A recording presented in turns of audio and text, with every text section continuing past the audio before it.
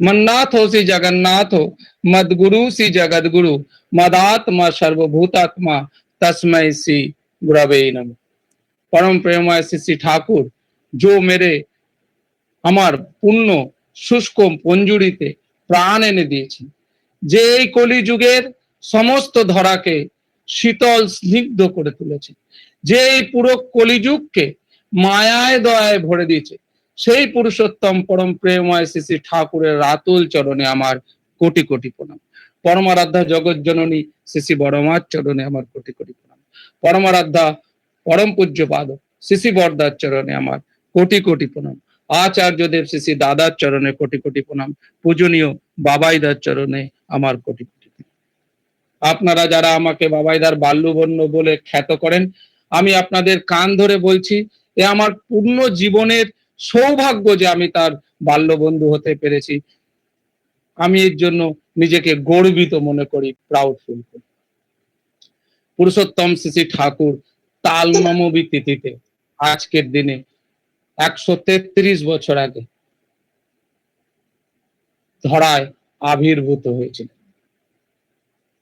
আচ্ছা, আপনাদের একটা কথা বলি, হঠাৎ পুরুষোত্তম তাল নবমী তিথিটা কেন বেছে নিলেন? আমি কিন্তু জানি না কেন তাল নবমী বেছে নিলেন। আরো অনেক তিথি আছে, অনেক গ্রহ আছে, অনেক নক্ষত্র আছে।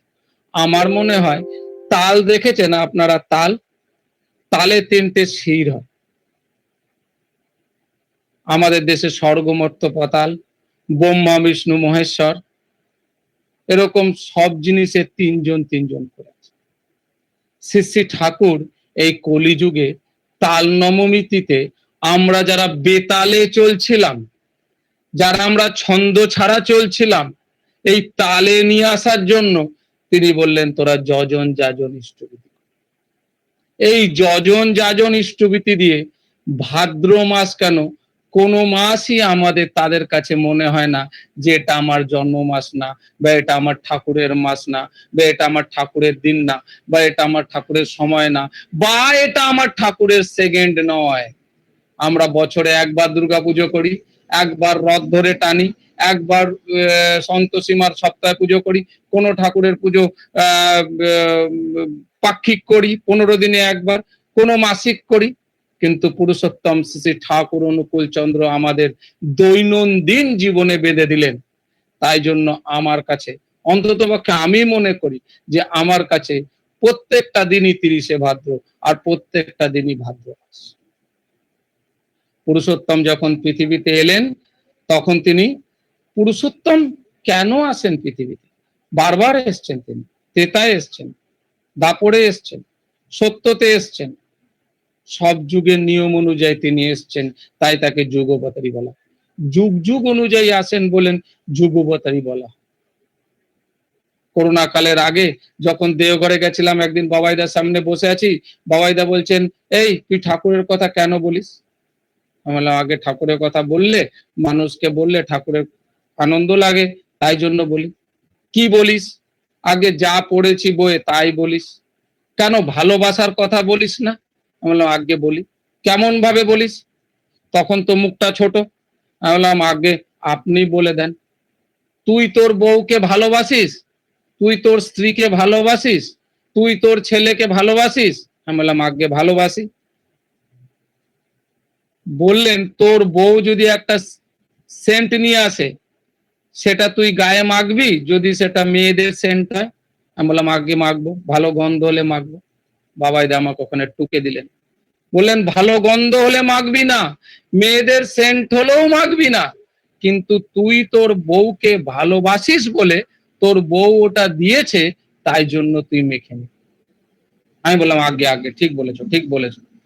ঠিক সেরকম ভাবে ঠাকুরকে যখন ভালোবাসতে শুরু করবি, তখন ঠাকুরের কথাগুলো নিজের মুখ থেকে এমনি ভাবেই বেরিয়ে আসবে, তাকে ভালোবাসতে হবে। আমি বললাম, আগে। বলে প্রণাম করলাম।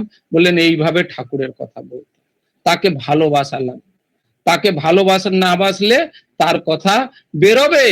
তুমি অনেক পুঁথিগত বুদ্ধি জানতে পারো, তুমি অনেক বিদ্বান হতে পারো, তুমি অনেক বড় ইন্টেলেকচুয়াল হতে পারো, কিন্তু তার কথা বলার জন্য মনে প্রেম চাই, ভালোবাসা চাই। আনন্দ চাই, সেইগুলো যেমন আমার ঘরে আমার ছেলের ছোট্ট একটু হাত কেটে গেলে মনে কষ্ট হয়, আমার পুরুষোত্তমের জন্য আমার সেরকম কষ্ট হয়। আমার পুরুষোত্তমকে আমি আমার ছেলের মতন, মেয়ের মতন, বউয়ের মতন, মায়ের মতন ভালোবাসি কিনা, আমি আমার পুরুষোত্তমকে আমার বাড়ির কর্তা বানিয়ে রাখি কিনা, যদি আমি সেগুলো পারি তাহলেই কিন্তু আমার তার ভাবের কথা মন থেকে বেরিয়ে আসে। সেই পুরুষোত্তম যখন কলিযুগে এলেন তখন তাকে কোশ্চেন করা হলো, ঠাকুর এই যুগে তো কোনো রাম নেই, এই যুগে তো কোনো কংস নেই, এই যুগে তো কোনো রাবণ নেই, এই যুগে তো কোনো তারকা নেই, এই যুগে তো কোনো সুর অসুর নেই, তাহলে আপনি কেন এলেন? ঠাকুর বললেন, শোন, এই যুগে, এটা পাটনার এক শিক্ষক তাকে কোশ্চেন করেছে, ঠাকুর বললেন যে এই যুগে তোদের মধ্যে যে কাম, ক্রোধ, লোভ, মোহ, মাশ্চর্য, হিংসা, মলিনতা, দেশ, অহংকার, শোষণ, বিদ্বেষ এগুলো আছে, এগুলোকে এমন কলিযুগে তোদের টান মারবে যে এই কলিযুগের টানে ওই প্রত্যেকটা এক একটা রাবণের রূপে তোদের দেহে বাস করবে। আর এই যে 5টা চাকর তোদের মধ্যে ঢুকে আছে, এই 5টা চাকর তোদের এমন ভাবে সেবা দেবে যে তোরা এমন ভাবে হিংস্রতায় পড়ে যাবি যে আর বুঝে পাবি না, পথের রাস্তা খুঁজে পাবি না। জানেন ননিদা, ওই অসত্য গাছের ফাঁক দিয়ে কি দেখতে পাই? ননিদা বললেন, আজ্ঞে না। বলছেন, যত দূর নজর যায় শুধু নরমুণ্ড পড়ে আছে, পা ফেলনের জায়গা পাবেন না, গাছের পাতা পাবেন না খাওয়ার জন্য, মানুষ মানুষকে খাবে।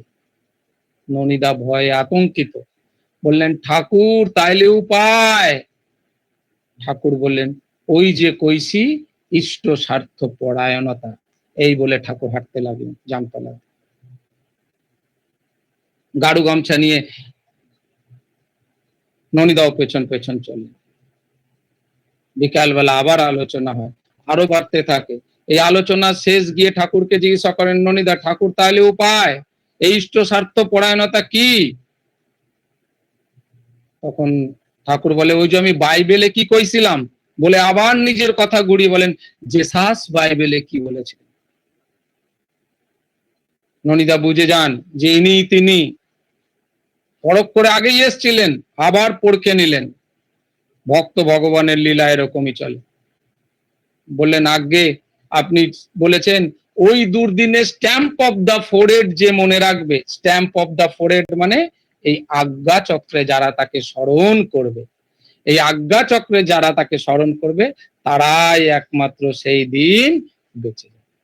এই স্ট্যাম্প অফ দা ফোরহেড, এই জন্য আমাদের দেশে আগে অনেক রকম ভাবে বসে না ইয়ে হতো, মেডিটেশন হতো, নাভি থেকে, বক্ষ থেকে, কণ্ঠ থেকে। শ্রী ঠাকুর বললেন, না, কলিযুগে তোমাদের আজ্ঞা চক্রে স্ট্যাম্প অফ দা ফোরহেড। তার কারণ কি, সায়েন্টিফিক কজও আছে অনেক, সে জায়গায় আজ ঢুকছি না। সেই স্ট্যাম্প অফ দা ফোরহেড আজ্ঞা চক্রে যারা তাকে স্মরণ করবে, কন্টিনিউয়াস প্রসেস। ঠাকুর বলছেন, কৃচ্ছতাই তপস্যা নয়, অনুশীলনী উদ্দীপনাই সাধনা। এই কৃচ্ছতা মানে এক পায়ে দাঁড়িয়ে ঠাকুরকে ডাকলাম, বা কোথাও ঘন্টা বাজাচ্ছি, বা কোথাও শাক বাজাচ্ছি, বা গেরুয়া বস্ত্র পরে নিলাম, কপাল কুণ্ডলা লাগিয়ে নিলাম, হাতেই লাগিয়ে নিলাম, কণ্ঠ পড়ে নিলাম, বালিকা জপে গেলাম, না, কৃচ্ছতা তপস্যা নয়, অনুশীলনী উদ্দীপনা, প্র্যাকটিস করতাম। And practice makes man perfect.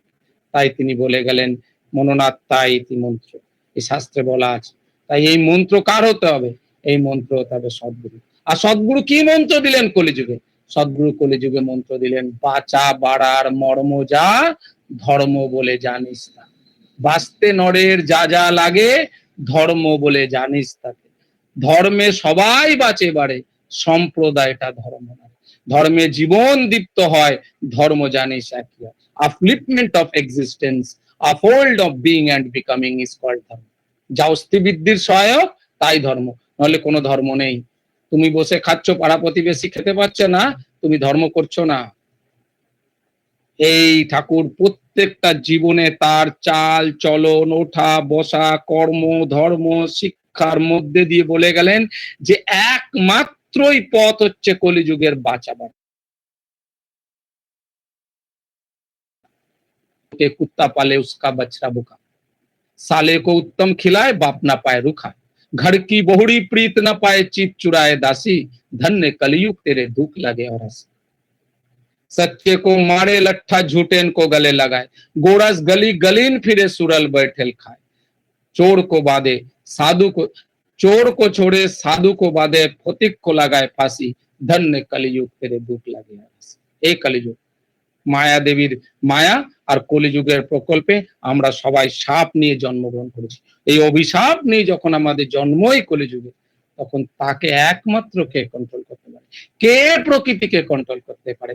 প্রকৃতিকে কন্ট্রোল করতে পারে পুরুষ। আর এই পুরুষের যে উত্তম, সেই পুরুষোত্তম। এই পুরুষোত্তম কি বললেন? যে না, তোমাদের জীবনের প্রত্যেকটা, তোমাদের শিক্ষা, তোমার আগে দীক্ষা, তারপর শিক্ষা, তারপরে স্বাস্থ্য, তারপরে কর্ম, তারপরে রাজনীতি, তারপরে জ্যোতিষ, তারপর অর্থনীতি, বিবাহ এবং সর্বোপরি বললেন আচার্য। প্রত্যেকটা জীবনে আলাদা আলাদা করে বুঝিয়ে গেলেন যে এই সবগুলো জীবন যদি বাঁচা বাড়ার দিকে না যায়, তাহলে পাওয়া যে তোমার তমসাচ্ছন্ন তা অতি নিশ্চয়। আমার কথাগুলো যদি তোমার শুধু কথা মাত্রই হয়, তাকে যদি বাস্তবে নিজের চরিত্রে অবগত না করিতে পারো, পাওয়া সে তোমার তমসাচ্ছন্ন তা অতি নিশ্চয়। ধরো করো বন পাও, ধরো করো হও পাও। ধরো মানে দীক্ষা নাও, করো মানে যজন যাজন ইষ্টভীতি স্বস্তি সদাচার যা যা কথা বলেছেন করো, ধরো করো হও। এই করতে করতে হবে। আমি অক্রোধী, আমি অমানি, আমি নিরলস বললেই আমরা অক্রোধী অমানি নিরলস হব না। কিন্তু ঠাকুর বলছেন যতবার তুই বলবি আমি অক্রোধী, আমি অমানি, ততবার তুই চেষ্টা করবি সেইগুলোকে কন্ট্রোল করার জন্য। ঠাকুর কন্ট্রোল করার জন্য বলেছেন, অ্যাবলিস্ট করার জন্য বলেননি। আমরা তো মানুষ, কাম ক্রোধ লোভ মোহ আশ্চর্য থাকবে, কিন্তু তারা যেন আমাদের অধীনে থাকে, আমরা যেন তার অধীনে না থাকি। এই বাঁচাবার মন্ত্র দিলেন। ঠাকুরকে কোশ্চেন করায়, ঠাকুর আপনি তো বিবাহ বললেন, বিবাহ সমাজ সংস্কার হয়ে যাবে, তাহলে শিক্ষার কি দরকার? ঠাকুর বললেন না, যে শিক্ষা মানুষকে বাঁচা বাড়ায় উন্নীত করে না, সে শিক্ষা শিক্ষাই নয়, বরং সে আরো বিধ্বংসী করে, আরো বিধ্বংসী করে। আবার ঠাকুর কি বললেন? স্বাস্থ্য বলছেন তোর ঘর দুয়ার এয়ারি অ্যান্ড লাইটি হতে, আলো আর বাতাসে ভরে থাকতে হবে, আর ঘরের মধ্যে যেন শান্তির এক পরিবেশ থাকে। তো 5টা টাকা নিয়ে পাশে দুলালদার দোকানে গিয়ে বললে হবে না, দাদা 2 কিলো শান্তি দিন, 2 কিলো নুন আনতে পারেন, 2 কিলো চাল আনতে পারেন, 2 কিলো ডাল আনতে পারেন। শান্তি কোত্থেকে আনবেন? এই শান্তি পেতে হলে আপনাকে সারেন্ডার করতে হবে। যখন যখন আমরা সারেন্ডার করব তাকে, তিনি আমাদের বলে দেবেন কি করে শান্তি আসে। with the least shadow of hesitation, কোনো কোশ্চেন থাকবে না তার মধ্যে, কোনো বাধা থাকবে না, কোনো সংখ্যা থাকবে না। বিশ্বাস এমন হবে ডালিমের মতো ফেকে যাবে। এই বিশ্বাসে কোনো সংশয় থাকে না। বুদ্ধিতে হ্যাঁ থাকে, না থাকে, সংশয় থাকে, কিন্তু বিশ্বাসে হ্যাঁও নেই, নাও নেই, সংশয় নেই। তাই বিশ্বাস এরকম হতে, যে ভাব বিরুদ্ধ ভাব দ্বারা আহত বা অভিভূত না হয়, তাই বিশ্বাস। শ্রী বরদার সামনে আমি বসে আছি, ঠাকুর বরদা বললেন এটা বাণীটা বিশ্লেষণ কর। তখন একজন বললেন আগে বিশ্বাস মানে যে ভাব বিরুদ্ধ ভাব, লো তো লেখাই আছে কিরকম। তখন শ্রী বরদা তার জীবনের এক ঘটনা নিয়ে, নাম না নিয়ে বললেন, এক কুলগুরু ছিল, তার এক ভক্ত, সেই ভক্ত আমাদেরই এক ঋত্বিক আচার্যর কাছ, ঋত্বিকের কাছ থেকে দীক্ষা নেন। সেই ঋত্বিক দেবতা দীক্ষা নেওয়ার পরে বলান, তাকে বোঝান যে ইষ্টগুরু পুরুষোত্তম, পুরুষোত্তম আসেন যখন সব দেবতার সার্থকতা, তাকে ধরলে হয় না, কিন্তু গুরুত্যাগের ভিন্ন কথা। আর লোকটার ভালো লাগে, সে তার কুলুগুরুকে আরো ভালো মতন আসনে সাজায়, প্রসাদ দেয়, ঠাকুরের ফটো রাখে, ঠাকুরকে ভোগ দেয়। একদিন কুলগুরু এসে উপস্থিত এবং দেখে ঠাকুরের ফটো তার ফটোর পাশে, সে তাকে অভিশাপ দেয়, খুব রেগে যায়। তিনি কুলগুরু ঠাকুরকে চিনতেন, যে তোর এরম হবে, তোর এই হবে, সেই হবে বলে তিনি ঘর থেকে বেরিয়ে চলে যান। সে অচল হয় না, বিচলিত হয় না, তার ভাবের পরিবর্তন আসে না, কারণ সে তো জানে আমি পুরুষোত্তমকে ভালোবাসলে আমার গুরুকে, আমার বাবাকে, আমার মাকে, আমার ভাইকে, আমার বোনকে, আমার ছেলেকে, আমার পাড়া প্রতিবেশীকে, আমার সমাজকে, আমার রাষ্ট্রকে, আমার স্বরাষ্ট্রকে কি করে, আমার বিদেশকে কি করে ভালোবাসবে সে তো শিখে ফেলেছে। তাই সে বিচলিত হয় না। বরদা বললেন এই হচ্ছে যে ভাব বিরুদ্ধ ভাব দ্বারা আহত বা অভিভূত না। যে পরশ পাথর পেয়ে গেছে তা সে আর সোনা দিয়ে কি করবে, যাতে লাগাবে, লোহাতে লাগালেও লোহা পারস পাথর সোনা হয়ে যাবে।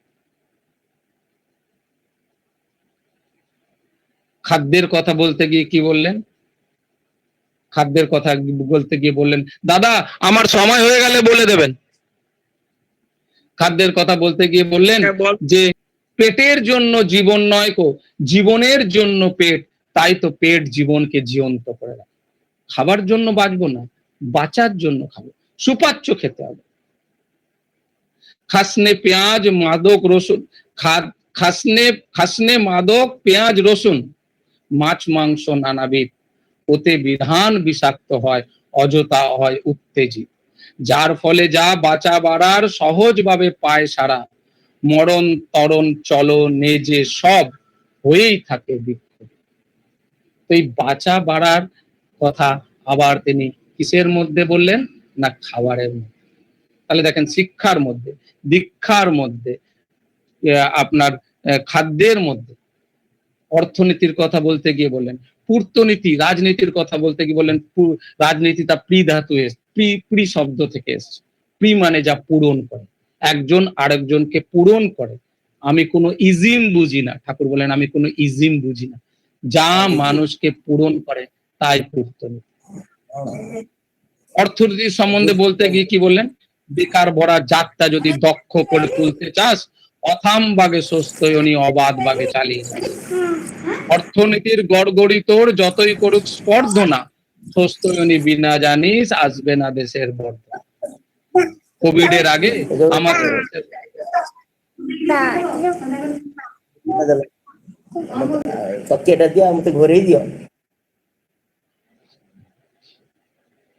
কোভিড এর আগে আমাদের দেশের আনএমপ্লয়মেন্ট রেট ছিল 3.8%, কোভিড এর পরে আজ সেটা 32.3%। Can you people imagine a little virus change our employment system? তাই বেকার ভরা জাতটাকে যদি দক্ষ করে তুলতে হয়, সস্তনী চালিয়ে যেতে হবে। শ্রী বাবাইদা আজ যদি কোনো বিষয়ের উপর সব থেকে বেশি জোর দেন, এই সস্তনীর উপরে জোর। দীক্ষা নিয়ে তো যুক্ত হই, সস্তনী নিলে তার সংস্কার গুলো বুঝতে পারি। এই জন্য দীক্ষা একটা যজ্ঞ আর সস্তনী একটা ব্রত। ব্রত যেমন মানুষ পালন করে নিষ্ঠা, বুদ্ধি, পরিষ্কার, শান্ত, শিষ্ট হয়ে, এই ঠাকুর বললেন সস্তনী ব্রত, আর দীক্ষাকে বললেন যজ্ঞ। যদি জ্যোতিষ নিয়ে বলি, ঠাকুর বললেন জ্যোতিষ ধরে করতে যে চায় বাঁচা বাড়ার কিস্তি নয়, জীবন চলনার খাবি খেয়ে হয়ে থাকে জিনিস। এই আবার জ্যোতিষ নিয়ে এসে গেল বাঁচা বাড়া। তো পুরুষোত্তম যখন আসেন তিনি বাঁচা আর বাড়ার কথা বলেন, তিনি আর কিছু জানেন না।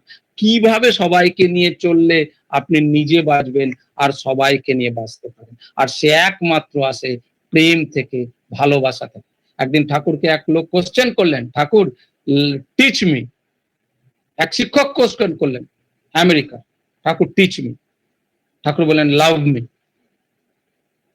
That person asks Shri Thakur Anukul Chandra, how to love? My Dayal said, your love will tell you how to love. তোমার ভালোবাসা তোমাকে শিখিয়ে দেবে কিরম করে ভালোবাসতে। এই আমার দয়াল, তাকে ভালোবাসতে হয় নিঠল ভাবে, নিজর ভাবে। তাই এই সব কিছু নিচড়ে গিয়ে যদি দেখতে তাই, তখন তিনি কি বললেন, যে তোমরা বাঁচা বাড়ার মন্ত্র যা ধর্ম বলে যা। এই বাঁচা বাড়ার মন্ত্র কি? সদ্গুরুর শরণাপন্ন হও, সৎ নাম মনন করো, আর সৎসঙ্গের আশ্রয় গ্রহণ করো। হোয়াট ইজ সদ্গুরু? সৎ মানে হচ্ছে যিনি যিনি জীবন আর বৃদ্ধি যেখানে আছে সেটা সৎ। মানে বোঝেন, জীবন আর বৃদ্ধি যেখানে আছে সেটা সৎ। আর গুরু কি? গুরু বিহিত ভাবে তা যা জানে সেই সদ্গুরু। তাহলে জীবন আর বৃদ্ধি যেখানে আছে আর সেই জিনিসটা যে ভালো মতন জানে তিনি সদ্গুরু। এই সদ্গুরুর শরণাপন্ন, আর এই সদ্গুরুর যে মন্ত্র সেই মন্ত্র গ্রহণ করো। আর সৎসঙ্গ, व्हाट इज सत्संग? लाखों महफिल है इस दुनिया में, तेरी महफिल सी महफिल नहीं। बहुत महफिल, बहुत संग, बहुत जगह मिलबे, बहुत कंपनी मिलबे, बहुत सोसाइटी मिलबे, तेरी महफिल सी महफिल नहीं है। क्यों? क्यों सर्ग सम्राट हो या चाकर, तेरे दर पे दर्जा बराबर। एक ही जगह है, आप कितना बड़ा धनोटी हो, आप कितना बड़ा गरीब हो, सब बराबर होता है। क्यों? वहां पे सब भक्त होता है और कुछ नहीं होता है। एक आदमी ठाकुर जी के पास आए बर्धमान से पैदल चल के, उनके पास दो दोस्त थे, 20 रुपया था, और सोचा 10 रुपया में किसी तरह से ठाकुर जी के पास पहुंच जाऊं और 10 रुपया ठाकुर जी को दूंगा हाथ में, ये सोच के आए थे हाथ में दूंगा।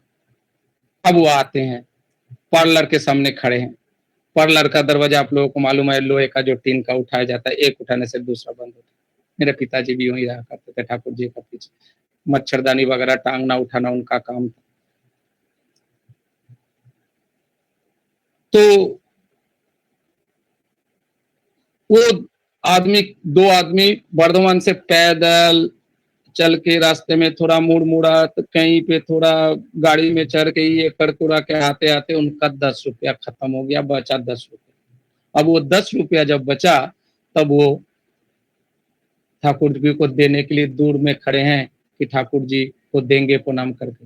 इतना में एक और भक्त आते हैं और वो अपने जेब से 4 सोने का निकाल के ठाकुर जी को कहते हैं, ठाकुर जी ये मोहर है, सोने का है, ये मैंने आपके लिए लाया हूँ। ठाकुर जी उनके तरफ देखते भी नहीं है, उस सोने की मोहर के तरफ, और कहते हैं उन माँ को दे दो। साथ में एक माँ बैठी हुई थी, उनको देने के लिए बोला, उन्होंने उस माँ के हाथ में दे दिया। उस भक्त ने प्रणाम करके अपने जगह में बैठ गया। अब वो दोस्त जो दोनों थे उनको लगा जो आदमी 4 सोने का सिक्का अपने हाथों से नहीं लिया, हम 10 रुपया देने उनको जाएंगे, मजाक हो गया, चल भाई भागते हैं। फिर सोचता थोड़ी देर रुक जाता हूँ, ठाकुर जब उठ जाएंगे चले जाएंगे। अब इतना में ठाकुर जी का उठने का टाइम होता है, नहाने जाएंगे, फिर भोग होगा। अब ठाकुर जी उनको बुलाते हैं, इधर आ। वो लोग जाते हैं कि रे ওই ট্যাগে যে 10টা টাকা গোজা আছে ওটা দিবি না? अब ये मेरा प्रभु है। प्रेम का अवतार है, दयाल है। वो 10 रुपया अपने हाथ से मांग के उन दादा से लेते हैं, जिनके पास 4 सोने का मूल्य कुछ नहीं है। वो दूसरे भक्त का 10 रुपया अपने हाथ से मांग के लेते हैं। भक्त अगर होना है ना, सुदामा के तरह हो, प्रहलाद के तरह हो, हरिदास के तरह हो, निष्काम प्रेम रखिए, जरूर दर्शन मिलेगी, बुलावा आएगा, मिराकेल होगी, अलौकिक घटना घटेगा। ठाकुर जी अलौकिक घटना में विश्वास नहीं करते थे, लेकिन आपको प्रति पद में, प्रति क्षण में, प्रति क्षण में उनको दिखाई देगा कि ये मेरे साथ हो रहा है, ये मेरे साथ चलो। इसी तरह से एक आदमी बड़ीसाल डिस्ट्रिक्ट से एक लड़का युवक पावना तक पैदल गया दीक्षा लेने के लिए। जेब में 14 पैसा था, 14 पैसा था तो वो गए दीक्षा लेने के लिए। ऋतिक देवता को मिलने से पहले एक दुकान से 14 पैसा का 2 किलो मीठा आलू खरीद लेता है और थोड़ा सा फूल। अब ऋतिक देवता के पास चले जाते हैं, कहते हैं मुझे दीक्षा दीजिए। और वो ऋतिक देवता भी देखिए कितना ठाकुर जी का भक्त, कहते हैं बिल्कुल होगी जी, दीक्षा देते हैं। 1 किलो से वो ठाकुर भोग, माँ का भोग, उस टाइम मनमोहनी देवी का भी भोग होते, और ऋतिक प्रणामी सब कुछ करते हैं, और 1 किलो ठाकुर जी के लिए अलग से रखते हैं। अब इस ऋतिक देवता दीक्षा देने के बाद उसको लेकर ठाकुर जी के पास जाते हैं। और कहते हैं ठाकुर ये लड़का ने ऐसे कर दिया, कोई चीज की रे जब्बर काम होइছে, दे दे दे আমায় কোলে दे, এই বলে ঠাকুর তার কোচর বাড়িয়ে দেয়, धोती फैला देता है। जो विश्व सम्राट का मालिक है वो 1 किलो मीठा आलू को लिए अपना धोती फैला के कहता है दे दे दे दे दे আমায় दे। समझते हैं क्या होते हैं? बस दिल से दिल की मिलना चाहिए, कोई घमंड नहीं। भक्त का जब टान आता है, जब बुलाव आता है, तो पुरुषोत्तम खुद भाग के आते हैं कि मेरा भक्त मुझे बुला रहा। श्री ठाकुर जी का एक शिक्षक था शशि भूषण मित्र, जो ठाकुर जी को होम्योपैथिक का टीचर थे। वो ठाकुर जी को जैसे प्रणाम करने जाते थे ठाकुर खड़ा हो जाते थे, और ठाकुर खड़ा हो जाते थे तो वो भी खड़ा हो जाते थे। एक दीक्षा गुरु एक शिक्षा गुरु दोनों सामना सामनी खड़ा है, क्योंकि इन्होंने इनको पढ़ाया था कैसे होम्योपैथिक सिखाया जाता है। वो ठाकुर जी को ये पढ़ाया था शशि भूषण मित्र था, और ठाकुर भी खड़े वो भी खड़े, दोनों खड़े। अब ऐसे रोज जाते थे। दादा मेरा टाइम होने से बोल दीजिएगा जरूर। दोनों खड़े। अब 5 मिनट आप बोलिए। अच्छा ठीक, इतना में वो चले जाते हैं। एक दिन वो ठान लेता है नहीं आज मैं और ठाकुर जी के सामने नहीं जाऊंगा आज के बाद, क्योंकि मैं जाता हूं तो वो खड़े हो जाते। अब भक्त और भगवान का लीला। अब वो क्या कहते हैं कि उनका ठाकुर जी एक दिन लकड़ी का खड़म जिसको कहते हैं पहन के चल रहे थे, टूट जाता है, उनका हड्डी निकल जाता है। उनका जो फिजिशियन था प्रफुल्लोदा कहता है आपको कोलकाता जाना पड़ेगा, ये ऑपरेशन करना पड़ेगा। ठाकुर जी कहते हैं ठीक है कलकत्ता चले जाते हैं। ऑपरेशन के लिए जाते हैं तो कहते हैं मैं ऑपरेशन नहीं करूंगा, मैं होम्योपैथिक का इलाज ही करवाऊंगा। शशि भूषण आता है मिलने के लिए। शशि भूषण के सामने अपना पैर बढ़ा के देता है। क्यों? क्योंकि शशि भूषण के मन में वो बात रह जाता है मैं अपना दीक्षा गुरु को प्रणाम कर नहीं पाया। ठाकुर अपना पैर भरा के कहते हैं देखुन तो शशिदा हमार पाटाए की होएছে ठीक हो जावे कि ना।